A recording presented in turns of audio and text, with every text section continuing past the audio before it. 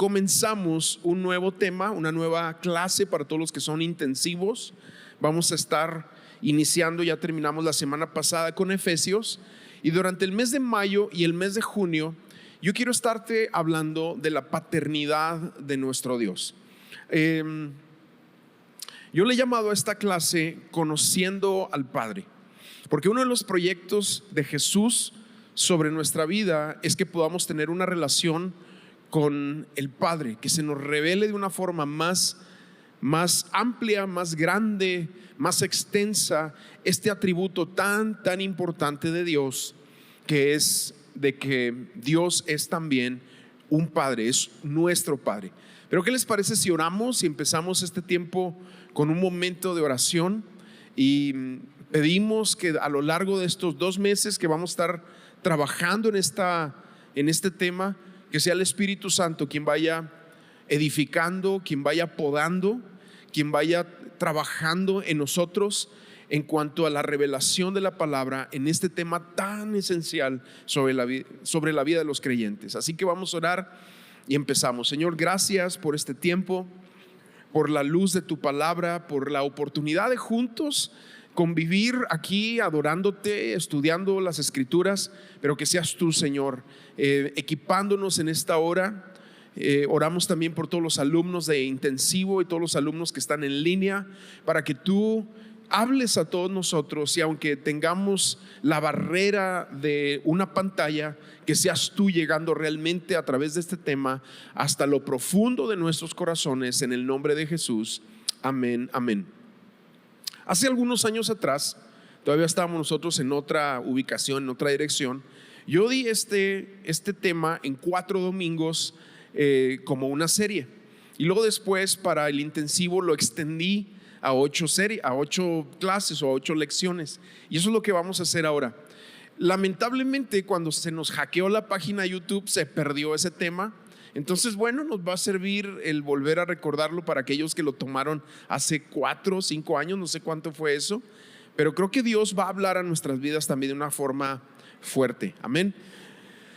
Y bueno, lo primero, estaba meditando en estos días en cuanto a este tema y en cuanto a cómo llegamos a Cristo.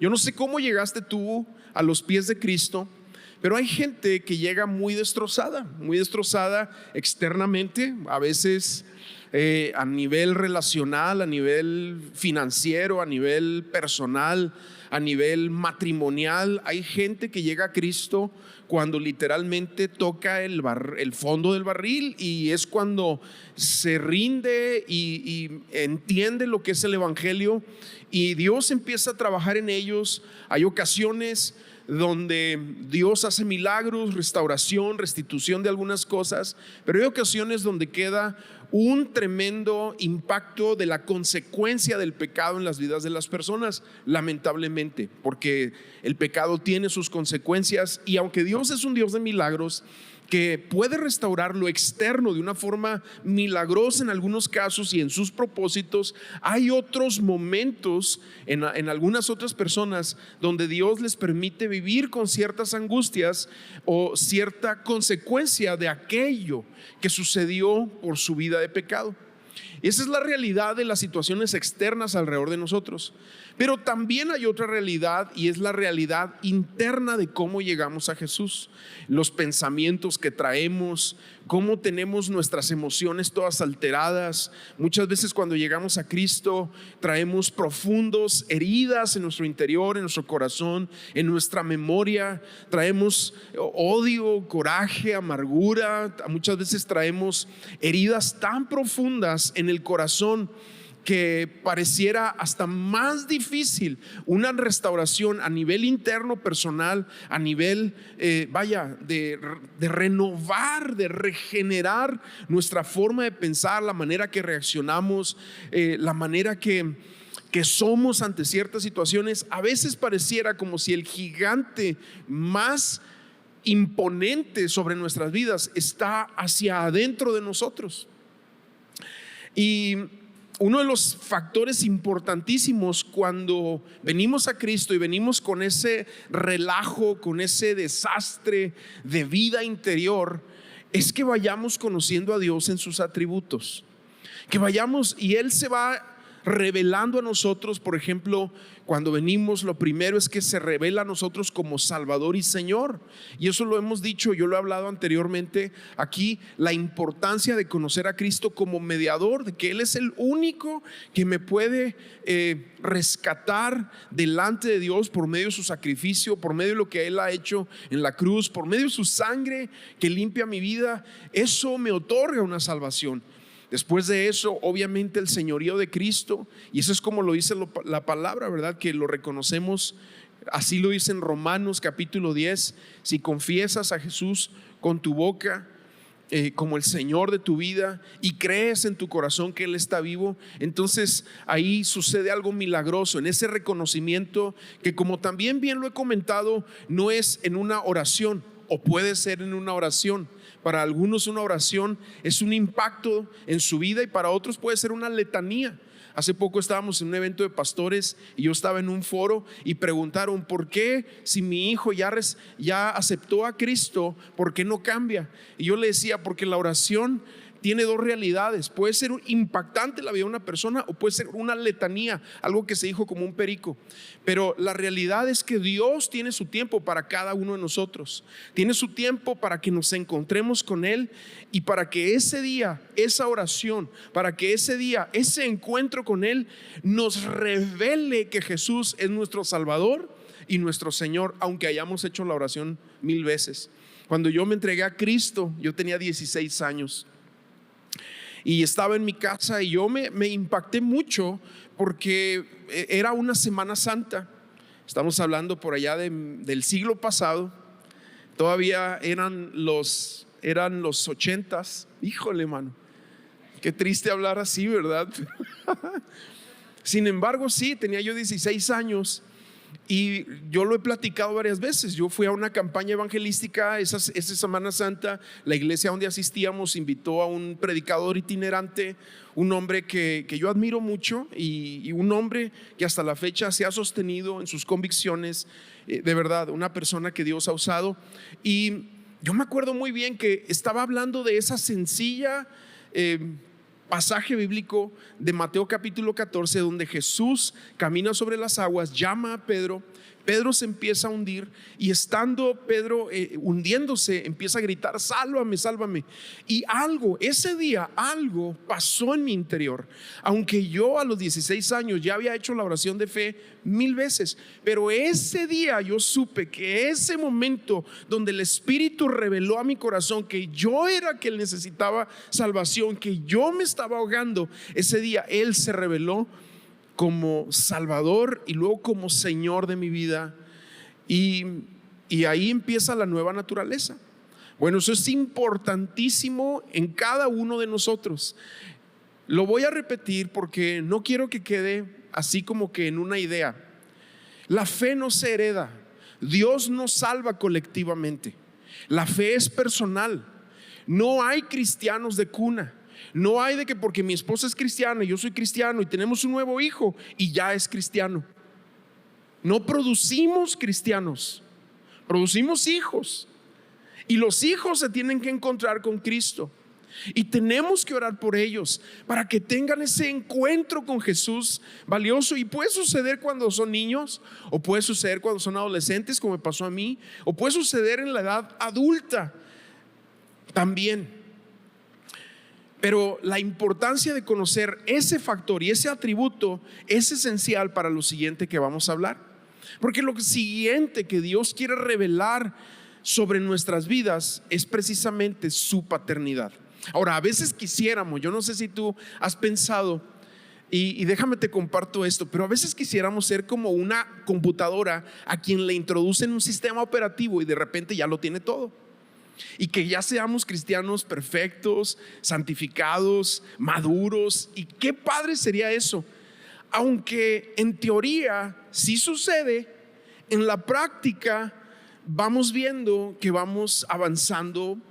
La santificación es un proceso que va avanzando en el día a día, en nuestro caminar con el Señor, en el toparnos con pruebas, en el toparnos con tormentas, en incrementar nuestra fe, y Dios va haciendo en nosotros ese crecimiento espiritual de llevarnos a parecernos más a Cristo, porque ese es el proyecto del Padre sobre nosotros. Obviamente, cada vez que nosotros nos entregamos a pecado, cada vez que nosotros tomamos decisiones egoístas, votamos a favor del orgullo, de la soberbia o de cualquier cosa pecaminosa en nosotros, vamos frustrando ese proyecto de Dios de que seamos más como sus hijos. Pero Dios no nos deja.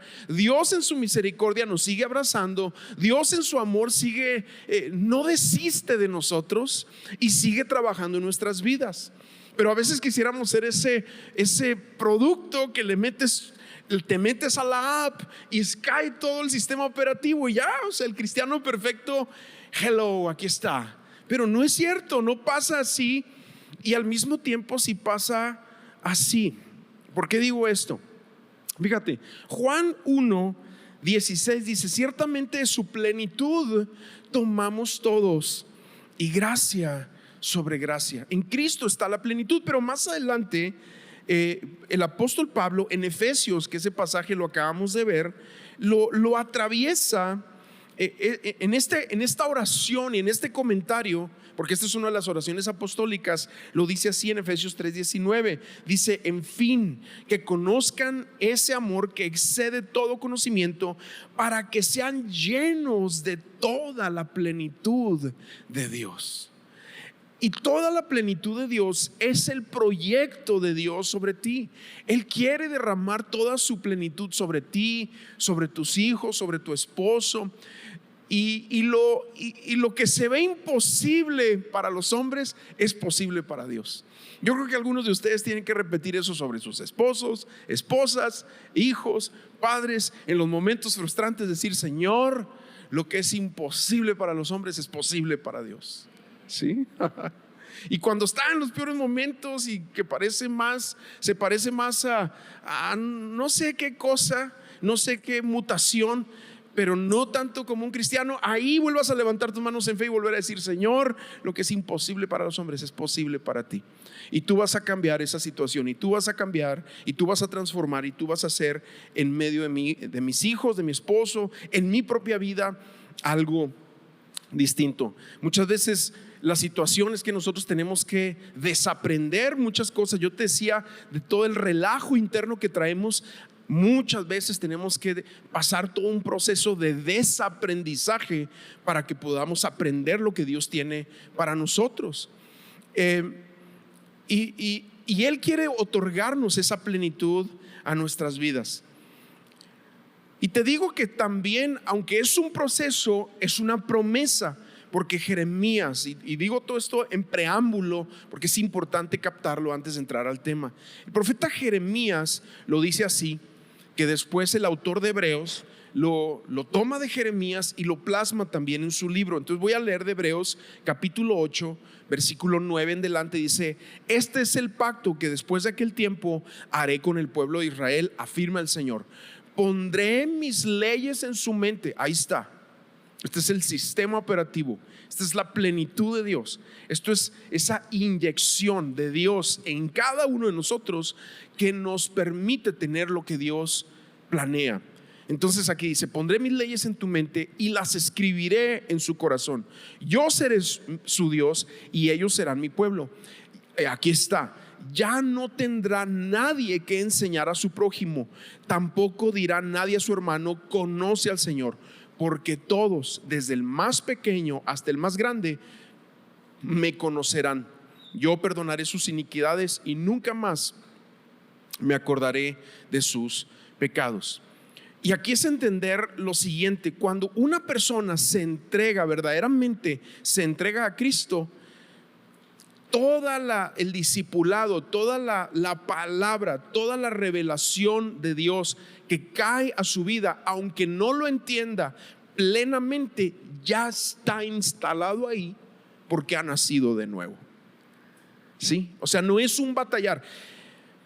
Qué cosa tan frustrante. Hace poco escuchaba a un pastor también decir: qué cosa tan frustrante es tratar de discipular cadáveres. Qué cosa tan frustrante es tratar de discipular a gente que no ha nacido de nuevo. Pero el que ya ha nacido de nuevo, en lo que entendemos en este pasaje, el que ya ha nacido de nuevo, ya no vas a tener tú que estarle batallando, porque lo que va a venir de revelación sobre su vida va a entrar como cuchillo en mantequilla. La revelación va a entrar de una forma tan hermosa que es como si ya estuviera ahí instalado, pero de repente al escuchar la palabra hay como esa unión perfecta de lo que se habla con lo que Dios ya ha instalado ahí. ¿Qué es lo que está diciendo aquí Jeremías? Entonces, si nosotros queremos imponer sobre los demás nuestra forma de pensar, lo único que encontraremos será frustración, a menos que sea el Espíritu Santo quien revele el señorío de Cristo, o sea, los atributos de Dios, la bondad de Dios, la autoridad de las Escrituras en todas las áreas de nuestra vida. Porque a un nuevo convertido, a un nuevo creyente verdaderamente que se ha entregado con Cristo, tú le enseñas la palabra y se la devora. Se la devora porque ha nacido de nuevo. Bueno, pues uno de los atributos de nuestro Dios que todo creyente debe de escuchar para ser verdaderamente libres es que en Dios tenemos a un Padre. Esa es una parte. Y la otra parte, tenemos que escuchar a Dios, afirmar a nuestro corazón que somos sus hijos. Cuando eso sucede en nuestra vida, cuando eso pasa en nuestro corazón, tú has cubierto la mayor o una gran parte de lo que Dios quiere revelar sobre ti. Y pareciera que Dios usa muchas veces los escenarios más hostiles para ir revelando sus nombres, para ir revelando también su paternidad. Pero lo primero, punto número uno, lo primero que quiero hablar aquí en medio de nosotros es que tenemos en Dios, tenemos un Padre. Ahora, obviamente, cuando nosotros hablamos de un Padre en Dios, como que relacionado con ese nombre de Dios, esa presentación de Jesús en el Nuevo Testamento, porque es Jesús mayormente quien viene a otorgarnos esta verdad de que en Dios tenemos a un Padre. De hecho, una de las cosas por las que a él le llamaban blasfemo es porque decía que era el Hijo de Dios, y porque nos lleva a nosotros a conocer a Dios como un Padre. Para los judíos, para la gente religiosa de ese tiempo, como que eso era algo que estaba bloqueado en su mente y no podían tener una relación con el Dios poderoso, con Adonai, con Elohim Adonai, con el Dios del universo, una relación tan cercana como la de un padre, como un hijo. Pero entonces Jesús, en su relación y en su mediación entre Dios y nosotros, nos acerca para que en el corazón quede claro en la vida de todo creyente que ha nacido de nuevo, que realmente en Dios tenemos a un Padre, tenemos a alguien que es un Padre para nosotros. Y en el Antiguo Testamento hay algunos vestigios, algunas escrituras donde se revela a Dios siendo un padre para su pueblo, pero realmente es Jesús quien trae una revelación mucho más amplia al respecto. Por ejemplo, en Isaías 63:16 dice: tú, Señor, eres nuestro Padre. Ahí está, Isaías lo presenta de esta manera. Dice: aunque Abraham nos ignore, porque Abraham era el padre de los judíos, el iniciador de la nación. Dice: Israel no nos reconozca, tú eres nuestro Padre, tu nombre siempre ha sido Redentor nuestro. Entonces, en el Antiguo Testamento vemos algunos pequeños vestigios de esta palabra, pero Dios quiere traer algo muchísimo más profundo. Por eso, cuando llega Jesús, pero por ejemplo en Juan capítulo 17, donde está orando, Jesús hace una oración sobre nosotros, sobre todos aquellos que vamos a creer, que íbamos a creer a través de los siglos en su nombre. Y el Juan 17 es esta oración generacional, esta oración que cae también sobre tu vida y que somos parte de ella. Dice, Padre justo, en versículo 25, el mundo no te ha conocido, pero yo te he conocido. Y estos han reconocido que tú me enviaste. Y yo les he dado a conocer tu nombre. Ahí está, yo les he dado a conocer tu nombre. ¿Cuál es ese nombre? El nombre del Padre. Sí, el Padre. Y aún lo daré a conocer para que el amor con que me has amado esté en ellos y yo en ellos.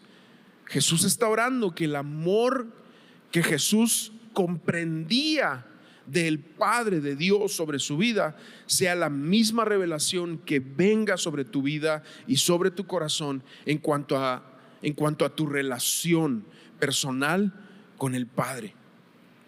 Ahora, voy a ir a varias escrituras. Este es un tema, entonces vamos a brincar de una escritura a otra.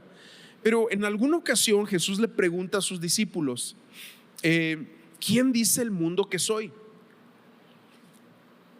¿Te acuerdas en Mateo 16?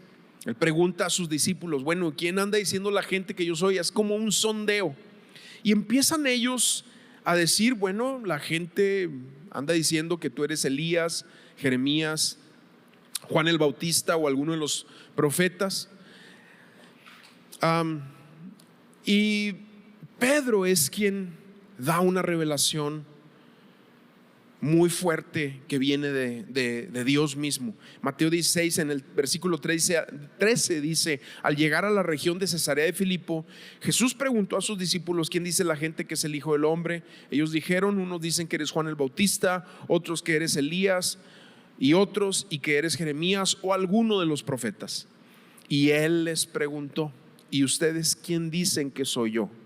Simón Pedro respondió, tú eres el Cristo, el Hijo del Dios viviente. Y lo que nosotros podemos entender aquí es que ese día Pedro, de alguna forma sobrenatural, porque esto es un paso sobrenatural, comprendió por el Espíritu de Dios, se le vino esta verdad a su mente y a su corazón de declarar a Jesús como el Cristo, como el nuestro mediador y como el Hijo del Dios viviente. Ahora, esta información, ya te dije, no es el resultado. Esta información que Pedro está dando, esta respuesta que Pedro está dando, no es el resultado de la tradición, del estudio, de la teología, de que él se haya metido. No. Este es el resultado de la revelación de Dios sobre su mente y sobre su corazón. Y esa revelación es el resultado de una intimidad con Dios. O sea, lo que estamos diciendo aquí es que los discípulos, en este caso Pedro, ya habían comenzado en una relación con su Padre, que el Padre mismo le permite declarar así a Jesús. Era imposible que Pedro pudiera hacer esta declaración si él no había comenzado una relación de intimidad con el Padre. Ahora, si tú no tienes entendimiento de quién es tu Padre, nunca podrás caminar como hijo. Y ahorita yo te decía, en una de las líneas de pensamiento a las que te quiero llevar, ahorita yo te comentaba que muchas veces nosotros, cuando hablamos de la paternidad de Dios, luego lo relacionamos con ideas de nuestros propios padres. Vamos a hablar eso más adelante, obviamente. Pero la paternidad de Dios, independientemente de la relación con nuestros padres aquí en la tierra, es algo que viene de la revelación de Dios, por encima de nuestro trato con nuestros padres, de las fallas de nuestros padres, de los errores de nuestros padres. Por encima de todo eso hay una revelación superior. Claro que el diablo quiere usar todos los maltratos, los malos ejemplos, la ausencia, todo lo que los padres aquí en la tierra hayamos hecho mal, porque yo soy papá también. Dios quiere traer esta revelación por encima de eso. Por encima de eso, claro, ya te decía, el enemigo quiere usar los errores de los papás, de nuestros padres, de tus padres, de nosotros como padres, para agarrarse de eso y meter en la idea de una nueva generación de que, pues si así es mi papá, pues ¿cómo le voy a llamar padre a Dios? O sea, no, como que no hay congruencia en eso. Pero esto va mucho más allá, esto es superior. La revelación de Dios como Padre va a dejar nuestros obstáculos, nuestros traumas, nuestros problemas, nuestra falta de paternidad, la va a arrollar como toros en Pamplona, no sé cómo decirlo, ¿verdad? Pero va a llevarse todo de por medio, porque va a desbaratar cualquier obstáculo que nuestra mente y nuestro corazón haya puesto en cuanto a la paternidad de Dios. Y ese es el deseo de Jesús. Ese es el deseo de Jesús sobre nuestros corazones. Por eso yo te digo, si no tenemos entendimiento de que Dios es nuestro Padre, nunca realmente podremos caminar en la plenitud de lo que significa ser hijos de Dios. Hay mucha gente en las iglesias, siguiendo reglas, tradiciones, religión. Hay mucha gente en las iglesias que tienen temor del hombre, muchas personas en las iglesias que están atorados en las reglas, en lo que se puede, en lo que no se puede, en tantas cosas que la religión quiere imponer sobre nosotros. Pero la revelación de tener a Dios como nuestro Padre nos va a lanzar a una nueva relación de intimidad, de amor, de gracia, y de realmente disfrutar esta relación que tenemos con el Padre a través de Jesucristo. Amén. Uno de los profetas en el Antiguo Testamento que nace de esta relación de intimidad con el Padre es Jeremías. Jeremías es uno de los profetas que él tuvo uno de los ministerios más difíciles, si no es que el más difícil de todos los profetas. ¿Por qué? Porque Jeremías por años y años fue el único profeta que vio lo que iba a venir y se atrevió a levantar la voz. Y eso obviamente le causó una serie de problemas, una serie de insultos, una serie de humillaciones, le causó muchas cosas sobre su vida. Pero el profeta Jeremías, yo te decía, nace de esta intimidad con el Señor. En el capítulo 1, versículo 4 dice: la palabra del Señor vino a mí y me dijo: antes de que yo te formara en el vientre te conocí, antes de que nacieras te santifiqué, te presenté ante las naciones como un profeta. Y luego está la respuesta de Jeremías donde dice: ay Señor, date cuenta que no sé hablar, no soy más que un muchachito, un niño. Pero el Señor me dijo: no digas que solo eres un muchachito, porque harás todo lo que yo te mande hacer y dirás todo lo que te ordene que digas. No temas delante de nadie. Y vemos cómo hay una relación desde que es un jovencito con el Señor. Empieza y nace de una intimidad con Dios. Y más adelante en su vida, cuando se presentan una serie de problemas, una serie de situaciones, la palabra de Dios ya estaba tan fuerte, tan pegada a su corazón, que en los momentos donde él quiso desistir, donde él quiso decir: ya no quiero hablar, era más fuerte lo que Dios había hecho en su corazón, que tenía que seguir hablando, tenía que ser fiel a Dios en medio de una generación infiel, tenía que ser firme en su convicción en medio de una generación que estaba totalmente destrozada en sus convicciones delante de Dios. Por eso en el capítulo 20 lo expresa así, versículo 7 dice: tú, Señor, me sedujiste y yo me dejé seducir. Fuiste más fuerte que yo y me venciste. Esto suena muy romántico, suena muy bonito, pero Jeremías lo está expresando por el contexto de los siguientes versículos. Dice: todos los días se me ofende, todo el mundo se burla de mí. Cada vez que hablo, levanto la voz y grito: violencia, destrucción. Porque él había visto que Babilonia venía y se llevaba lo que quedaba de Judá. Y él levantaba la voz de lo que Dios le había mostrado y todo el mundo se burlaba de él, decía: estás loco, estás mal. Dice: no hay día, fíjate, sigo leyendo: no hay día, Señor, en que tu palabra no sea para mí motivo de afrenta y de escarnio. Me había propuesto no pensar más en ti, ni hablar más de tu nombre, pero en mi corazón se prendía un fuego ardiente que me calaba hasta los huesos. Traté de soportarlo, pero no pude. Y así sigue la temática de Jeremías. ¿Por qué esto? Porque Jeremías nace de una relación personal con Dios, donde sabe que lo que Dios ha hecho en él es mucho más importante que lo que la gente pueda decir. Amén. Entonces, número 1, en Dios tenemos a un Padre. Número 2, y aquí terminamos con este punto, el enemigo, tenemos un adversario. Nuestro enemigo, el diablo, hará todo lo posible en nuestras vidas para distorsionar nuestra identidad de hijos. Todo lo posible. Por eso todo el tema que vemos hoy en día en las noticias a nivel occidental, todo lo que vemos del tema del transgénero, todo lo que vemos de las leyes que se están diciendo que el gobierno quiere dictar su ley sobre los niños y no los padres, toda la influencia que vemos, toda la propaganda, esta es la palabra que vemos de los últimos 20 años para acá, es formar una generación por el diablo que esté distorsionada en su pensamiento de que tiene a un padre.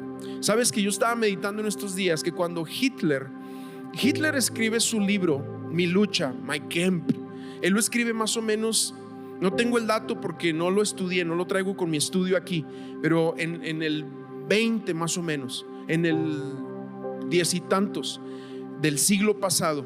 A él le tomó 15 años capturar a la mente de una generación para que todos ellos se creyeran la mentira de que eran una raza superior, una raza aria, de que todos los demás pueblos que no estaban de acuerdo con él eran basura y tenían que morir. Y tardó eso.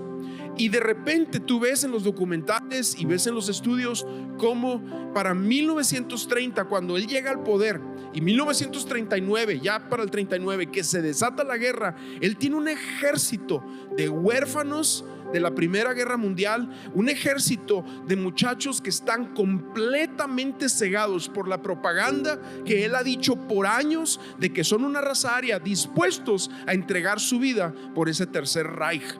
Y se creen y van y pierden y es una historia que tú la conoces, espero que la conozcas, terrible.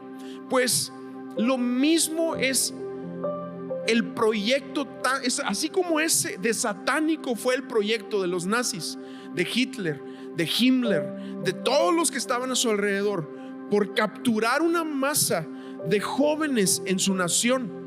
Así como fue ese proyecto de perverso, así de perverso es el proyecto del diablo por distorsionar la vida desde de los pequeñitos que hoy vemos propaganda en caricaturas, en las películas, en los superhéroes, en lo que los niños admiran, en lo que los niños por naturaleza quieren hacer y ver. Vemos en eso una distorsión de verdades a tal grado que se ha creado una propaganda tan fuerte para distorsionar la paternidad de Dios. Y si se distorsiona la paternidad de Dios sobre una generación, no hay definición para el ser humano de lo que es una persona en su vida. Por eso hoy en día estamos en la locura, en la enfermedad de que ves a personas expresar que son lo que quieren ser y no lo que realmente son. Esto es muy fuerte y es muy profundo también, pero tenemos a un enemigo tratando de distorsionar nuestra identidad como hijos. Se dice que hoy es la época sobre la faz de la tierra donde hay más cristianos que todos los tiempos.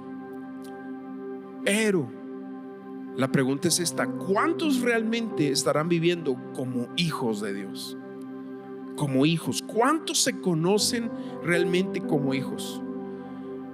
Tenemos como iglesia que volver a la esencia de lo que Dios sopló sobre nosotros: el soplo de vida, el soplo de amor, el soplo de pertenencia, el soplo de intimidad. Si no entendemos esto, estaremos jugando a los cristianos, estaremos jugando a la iglesia, estaremos jugando nada más. Precisamente en el Evangelio de Lucas, que es el Evangelio que estamos estudiando, Y yo hice un comentario muy fugaz en alguna de las temáticas. Es muy interesante cómo en Lucas capítulo 3, cuando es bautizado Jesús, viene la paloma sobre él de forma corporal, se abre el cielo, se escucha decir: Él es mi Hijo amado, en quien me complazco. Y es interesantísimo el entender que Jesús no ha hecho ni un milagro, no ha predicado una sola vez, no ha hecho nada de su ministerio, y Dios, antes de que hiciera todo lo que Él iba a hacer, lo estaba declarando: este es mi Hijo en quien me complazco. Primero tenemos que entender que nosotros no agradamos al Padre por lo que hacemos. Nosotros agradamos al Padre por quienes somos en Cristo.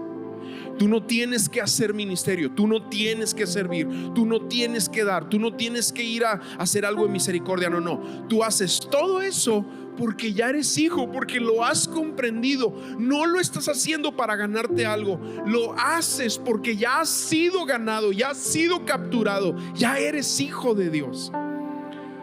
Pero la mentira del performance por encima de la identidad, es lo que el diablo trató de meter hasta en el mismo Cristo.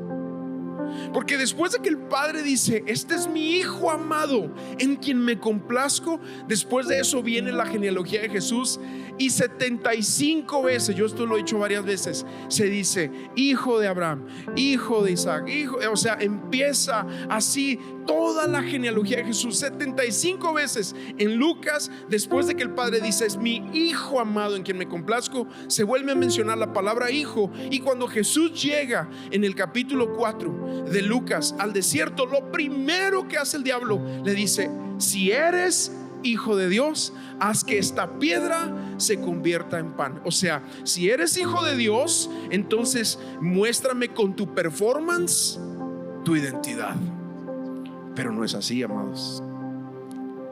Esa es la gran mentira que el diablo quiere meter sobre una nueva generación, y sobre todo creyente. Y lo que tú tienes que entender es que tú eres hijo. Y los verdaderos hijos, como lo dice Santiago, claro que van a dar un fruto tremendo. Claro que va a haber evidencia de que son hijos, obviamente. Pero el enemigo siempre estará insistiendo en imprimir en nuestros corazones desde niños la distorsión de la palabra Padre, y una distorsión en cuanto a nuestra identidad como hijos. Le lleva años al enemigo corromper identidades, corromper a través de abusos, a través de cuestiones que pasan con los niños, de impactos en su vida, en su memoria, cosas que se hacen con ellos, tratando de distorsionarlos. Le lleva años, muchas veces en un sentido de soledad, de pertenencia, de vacío, porque muchas veces esos sentidos vienen porque no sabemos, no hemos escuchado el susurro del Padre diciéndonos: eres mi hijo, me agradas como eres, no tienes que hacer nada más para que yo te ame. Ya te amo porque has sido lavado por la sangre de mi hijo. Ya te amo porque yo te escogí. Y eso es algo que tú tienes que entender, es algo que tú tienes que captar para poder estar claro en tu mente, en tu corazón, de quién eres. Pero yo te decía, bueno, se corrompe esa identidad, se genera un vacío, porque el diablo corrompe esa identidad a tal grado que lo único que queda es eso. ¿Sabes que cuando yo me entregué a Cristo a mis 16 años, nunca me drogué? Una vez agarré unos cigarros de mi papá, traté de entrarle, me agarró un ataque de tos, me frustré porque los mugrosos cigarros me los pude echar. Pero la cosa es que me sentía tan vacío, tan solo, que eso fue lo que, cuando yo me entregué a Cristo, Él vino y llenó, y jamás, de ahí en adelante, jamás me volví a sentir vacío. Jamás, porque eso es lo que hace Dios. Porque es lo que trata de imprimir el diablo en nuestros corazones: vacío, estás solo, no eres hijo. ¿Por qué? ¿Por qué se siente uno así? Porque no se sabe, no entiendes, no ha caído la revelación de que Dios ha declarado sobre ti eso: eres mi hijo y me agradas.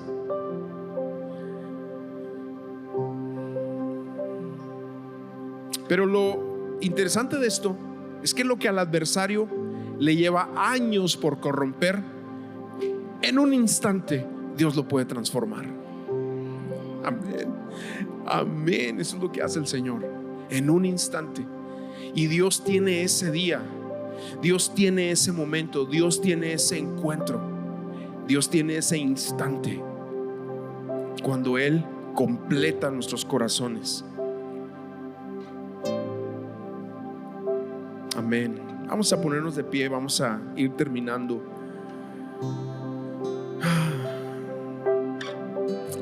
Señor,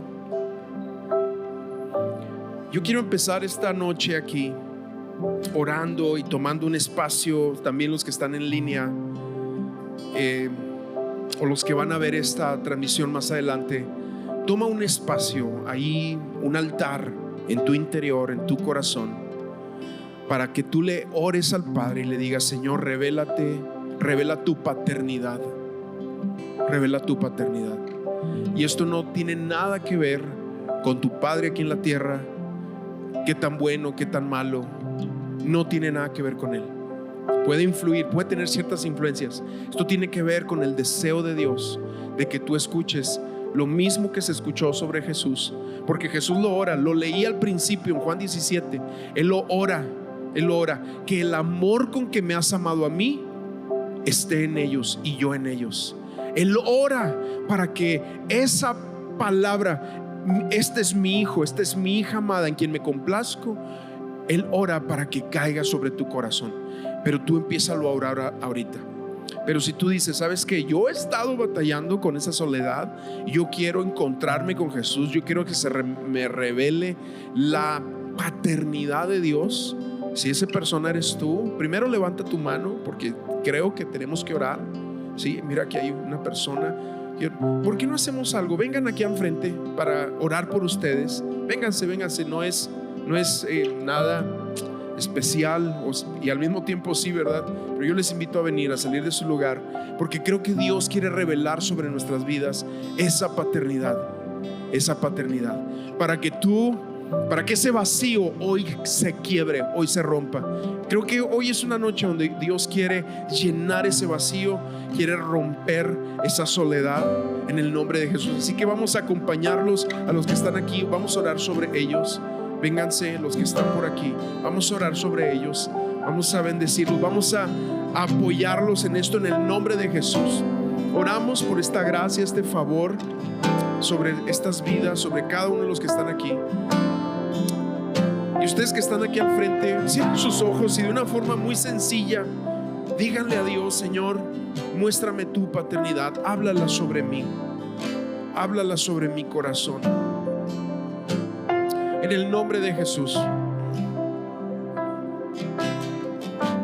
Y sobre cada uno de los que estamos aquí, Señor, trae ese susurro a nuestro oído, donde escuchemos: somos tus hijos.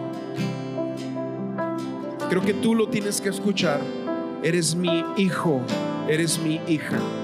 No hay nada de lo que puedas hacer, nada que puedas hacer que vaya a impresionar a Dios. Nada, Señor. Oro en el nombre de Jesús para que cada uno de nosotros entendamos que tenemos una identidad clara, correcta en ti. En el nombre de Jesús. En el nombre de Jesús. En el nombre de Jesús. Toma este tiempo. En el nombre de Jesús.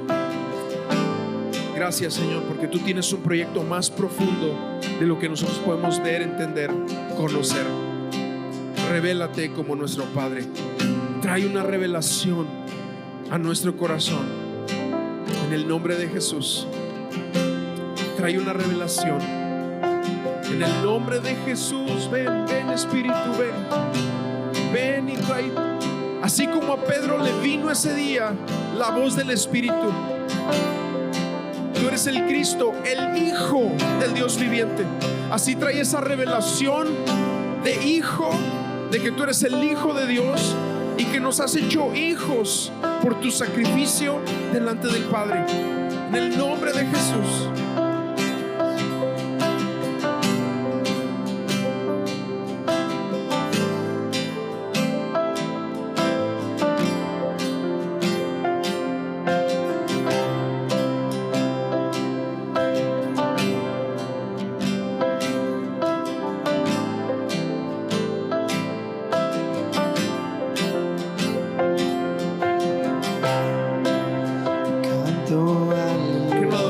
Como hijos, canto aleluya, a nuestro Dios.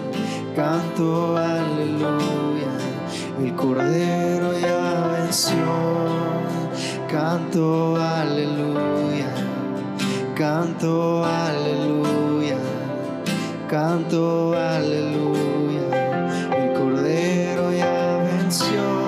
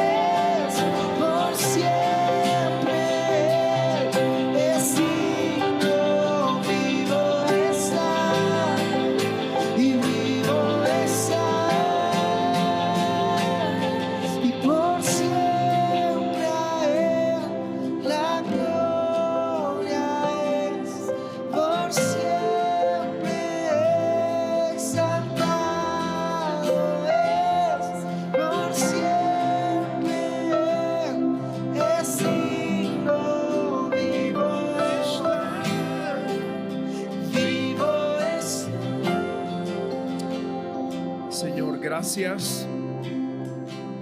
Tenemos a un Dios bueno, ¿verdad? Tan hermoso, tan hermoso. Y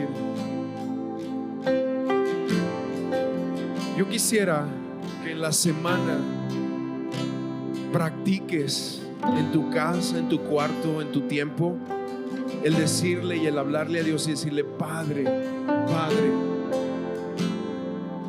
Y el mencionarlo, el que salga de tu boca, es decir Padre a Dios.